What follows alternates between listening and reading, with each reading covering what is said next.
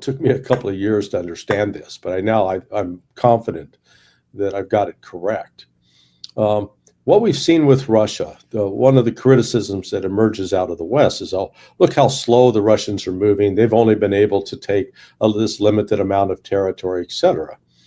And yet, when we look at the actual number of Russian forces, they've been building up slowly. They've not been in a panic. And what I mean by a panic, they haven't declared a national emergency at which they've mobilized, because they've got the potential to upward of 15 million men that they could mobilize immediately, reservists. They haven't done that. They've been doing, they had that one mobilization, then they've been relying upon both recruitment, conscripts, as well as contract soldiers.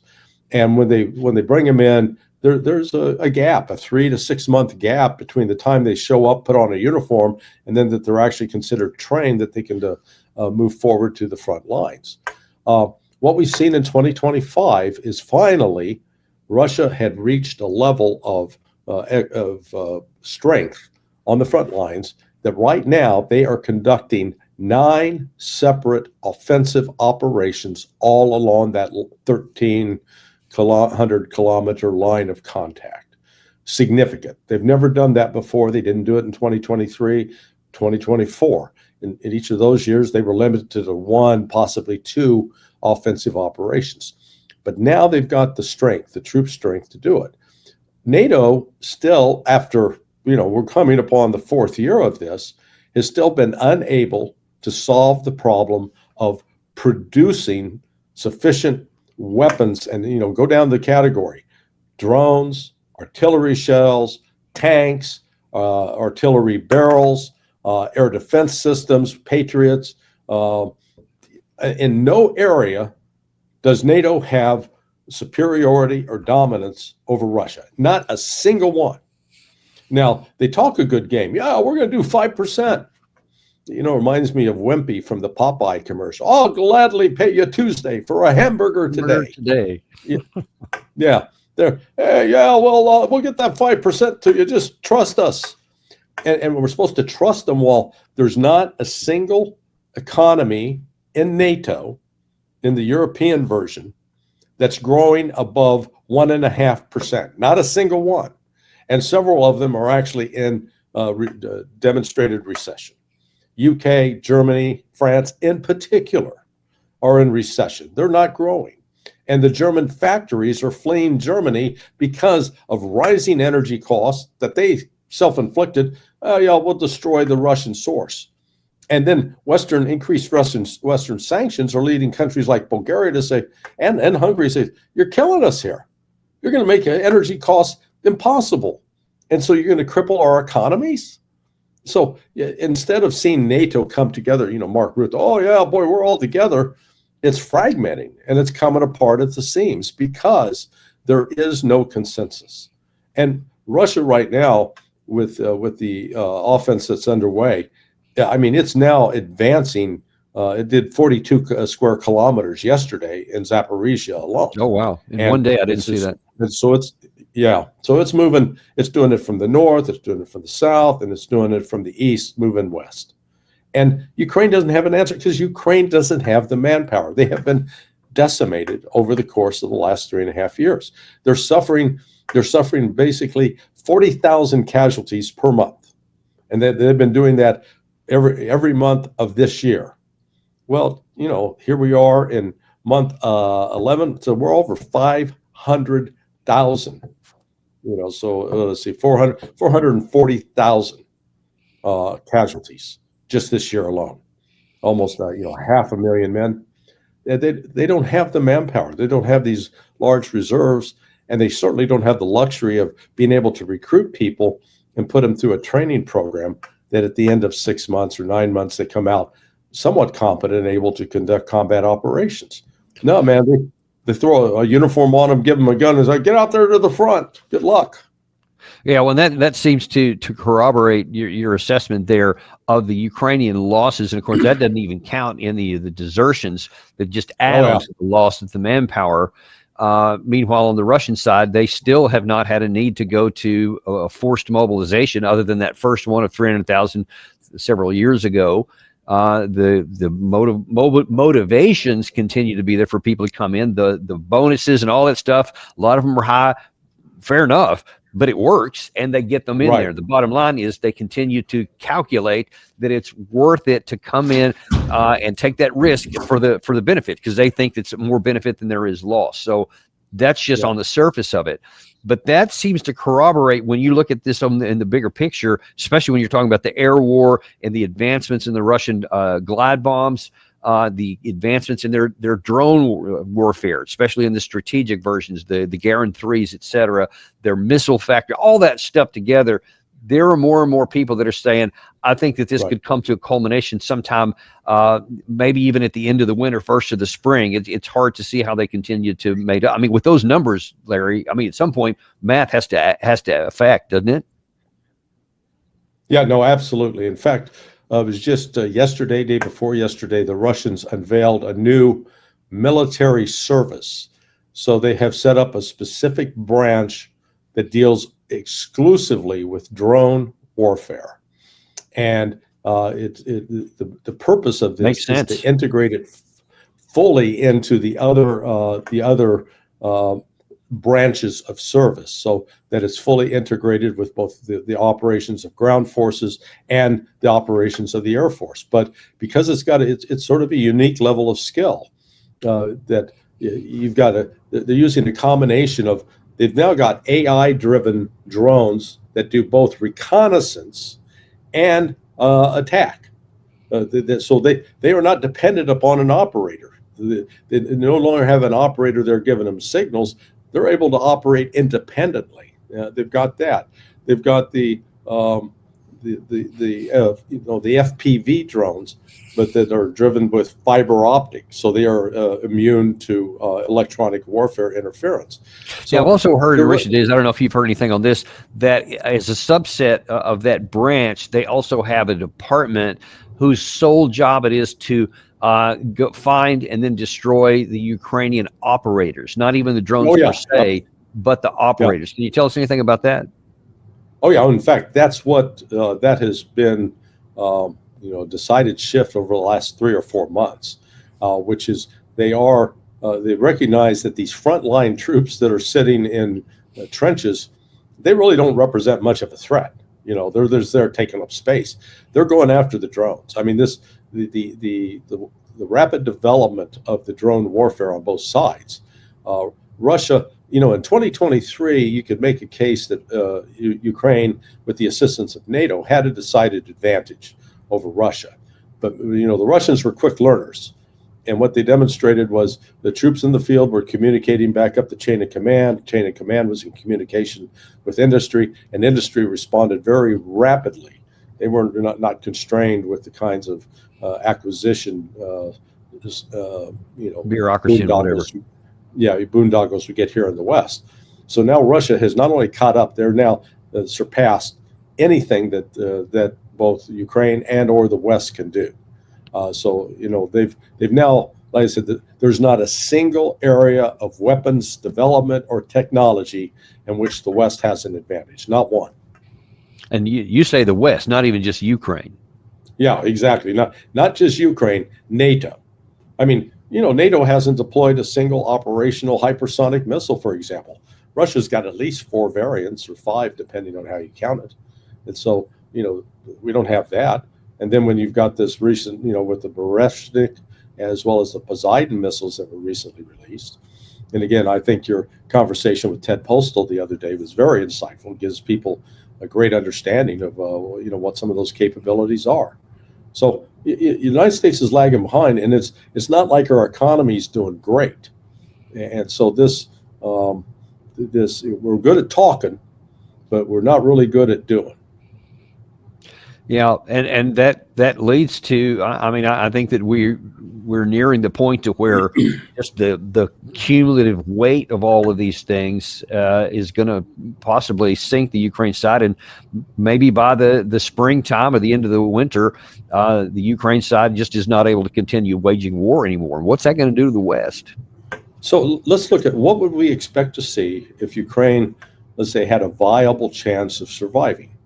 Okay. You'd see that their recruitment numbers were at around 50 to 60,000 a month. So they would both be able to replace the numbers that have been lost as casualties, as well as adding another 20,000 on top of that. Well, we're not seeing that. And if we were seeing that they were taking recruits and putting them through basic training or advanced individual training, I mean, you're from your days in service that just because you put a uniform on somebody doesn't need to even know that they know how to march or know the right from their left. So you got to start with those basics, and then and let me just kind of add in a little interject here, especially during my time when we fought in Desert Storm under Doug McGregor. I observed firsthand, first in the unit that I was in, how profoundly it matters how you're trained, even on top of who's in uniform. There was an organization, I was in a company-sized element. It was called Eagle Troop of 2nd Squadron, 2nd Cavalry, and we were not very good. When I first got there as a second lieutenant, the morale was really low. There was a very weak company commander that was in charge of it, and we did not perform well at all when we went to the National Training Center, the CMTC, they called it, the European version of the National Training Center, when we did these force-on-force things. We get one guy, and his name was H.R. McMaster at the company level. Yeah. I've had some problems with how he was when he was National Security Advisor and what happened in Afghanistan. But as a company commander, he was spectacular under fire, and he just radically changed the tune. So when he came in at the same time McGregor came in as the what they call the S3 operations officer, who was in charge of training the entire organization, it just turned it upside down, and we just became this lethal killing machine. But I saw other squadrons that did not get that kind of training and didn't have that kind of leadership in the same uniforms, in the same regiment, perform very, very different in combat. So what you're saying there is far more true, I think, than some people recognize, the training aspect. Oh yeah, no, it's critical. And implicit in that training, as you didn't say it specifically, is leadership. If you got to have the right leadership. And unfortunately, what has happened in Ukraine is some of the best leaders have been killed or wounded and put out of action. And a large number of them have strong incentives to enrich themselves. They say, there's no way we can win this, so I'm going to salt away some money for myself. And I mean, one of the ways they do it is they don't report casualties. Because if they reported casualties, they'd have to do payouts. And so they keep soldiers on the books, so the money keeps coming in for those soldiers, and they're able, for those soldiers who are dead or wounded, take the money and put it through their own bank account. I mean, that has been happening. Do other soldiers in the unit, are they aware that this is going on, or is this kind of behind the scenes? Oh, well, absolutely. Yeah, that wouldn't do a lot for morale. Yeah, morale. No, listen, morale is it's terrible throughout the Ukrainian army, but there's still some who are, they're fighting bravely. They believe in the cause for what it is. But, until we start seeing those signs that they're able to recruit 60,000 a month, they're able to train them for a 3 to 6 month time period, and then they're able to be put into units that are properly led. But that's not happening. Yeah. I mean, it's just, so we got to step back and say, okay, that's not happening. Whereas it is happening on the Russian side. I mean, one of the advantages, Russia's got the ability to reach in and touch any military base in Western Ukraine. Ukraine does not have the ability to target any military base whatsoever in Russia. And so Russia certainly can put its troops, they're past they're east of the Ural Mountains. They're quite safe there. They can conduct training without fear of being attacked. And it's just a reality. Then we in the West refuse to acknowledge or accept that. And then but I think the more important aspect here is one of leadership.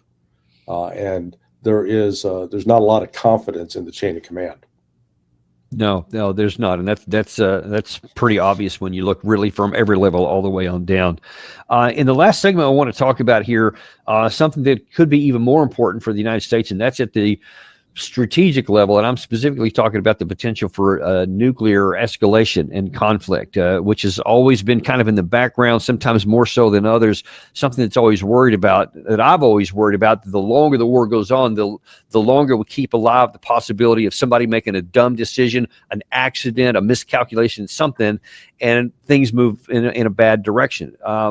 That has taken renewed focus here of late, because you mentioned a minute ago the Poseidon and the Budavestnik missile, both nuclear propulsion, one underwater, one up in the air, cruise missile, etc. So Vladimir Putin launched those and did a test, and it made a big kind of ballyhoo about, we've now have this new capability as a deterrence against the West to say, don't mess with us, because we have these new additional capabilities on top of what we already knew. So it didn't really change a whole lot, but just reinforced, no, really, we have a lot of capabilities.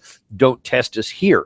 Well, that wasn't the message that was received in the White House, apparently, because President Trump said, oh, yeah, you can test nuclear weapons, so can I. And he said, we're going to do nuclear tests. That's not what Russia did. And when tried to clarify that, what the United States meant, Trump never clarified it, because people say, wait, are you talking to, because he said a nuclear weapons test, not a platform test. And so they tried to get some clarification. He said, no, I'm going to do that. Well, the Russians apparently also asked for some clarification. They didn't get it either. However, on the 4th of November, at the U.S. Senate, there was a hearing for a fellow named Robert Kudlak, if I'm going to get that name correct here. Let me show you something that happened here in a hearing, because this was definitely noticed in Russia, and there was this very specific response from Sergei Lavrov. But let me show you, this is a conversation here and an answer, or a question by Senator, former not naval. Well, I guess he was a naval aviator. He was also astronaut. Right? Astronaut is what the word I was trying to get out of my head. Here's what. Listen to this question that he asked, and watch the answer about nuclear weapons testing. If there is no benefit, or maybe if you think there is there anything to be said about destabilization? And by the way, I'm sorry, he's being interviewed, or not interviewed here, but his hearing is to be the Assistant Secretary of Defense for nuclear deterrence and weapons testing. So that is his role. By doing this. Senator, I appreciate the question, and I would just offer that at this stage, in an earlier questioning, there was a question about what was meant by the opportunity or issue of testing at this moment. I would just highlight more from a background or context perspective. There seems to be 3 reasons why you would want to test. One are technical uncertainties about the weapon. And clearly, I think in the context of what has happened recently with the president receiving the report that certifies our stockpile is both safe, secure, and effective and reliable, that doesn't seem to be the issue. The second one seems to be broadly whether or not there is an issue around the qualifications or capabilities of the nuclear enterprise in terms of how that would be affected by resuming testing.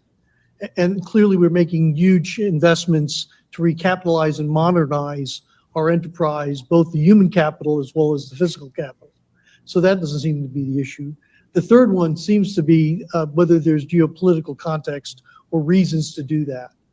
Earlier, I mentioned, not based on the president's comments, but based on a review of compliance reports by State Department going back to 2019, that would suggest that there's been a concern about both Russia and China's adherence or compliance with the threshold test ban treaty, and whether or not there's been any issues around that. Obviously, that's a classified set of issues. It was identified such in the State Department reports, and that's something that have not been briefed on. Okay, so bottom line is here, he says there are several reasons why you might want to do a test. One is the reliability of the weapon system. He said that's not an issue. We definitely are reliable there. Another one might be, is there any other operational constraints? He said there's not really there either. But the issue of the strategic environment, maybe there could be something there, but that's beyond my pay grade. I'm not going to worry about that. That was heard in Moscow. Here is how Sergei Lavrov responded to that, I think yesterday. Kadlec, who is running for the position of Assistant Secretary of Defense, stated that it is necessary to develop nuclear response options for certain potential regional conflicts. This is also an interesting statement. It is already a direct indication that this gentleman, in his future position as Assistant Secretary of Defense, will be thinking in the spirit of threats to use nuclear weapons in order to achieve solutions desired by the United States in one region or another. And Gary, I'm sorry that I should have played the other one first. If you can play the other one by Sergei Lavrov on that same topic, that would be even better. Mr. Robert Kadlec has been nominated for the position of Assistant Secretary of Defense, as the head of the Pentagon is now called. He spoke in Congress a few days ago, last week, I believe. He was interrogated on the topic of nuclear testing and the current administration's approach to nuclear weapons. He said that Trump's decisions to resume nuclear testing were dictated by geopolitical considerations. There is still no technical necessity for them. This is a strong statement. I do not know to what extent the author himself, whom I have just quoted, realizes the seriousness of what he said. But we must perceive this in the sense that, as we have stated, there is no technical necessity for such tests. Then he himself, in a way, completed this thought for us by saying that the purpose, it turns out, is geopolitical. What could be a geopolitical goal for the United States? Dominance. If the factor of nuclear weapons is being used for this purpose, that is alarming. So, as a real background, President Putin himself, just a week or so ago, said that we will continue to abide by the Nuclear Non-Proliferation Treaty, the NPT treaty, unless the United States tests first, and then we're going to test as well. But now here you have this Assistant Secretary of Defense nominee suggesting that maybe we will. What do you make of it? Well, again, you got to look at it as the Russians perceive it. Number one, George W. Bush canceled the anti-ballistic missile treaty agreement, walked away from arms control. The U.S. administrations, both Republican and Democrat, now under Trump, have always used the excuse that, oh, China and Russia are violating the terms of the agreement. Oh, they're breaking with what they signed on to. There was really no evidence of that. But then again, who was it that suspended the Intermediate Nuclear Forces Agreement? That was Donald Trump.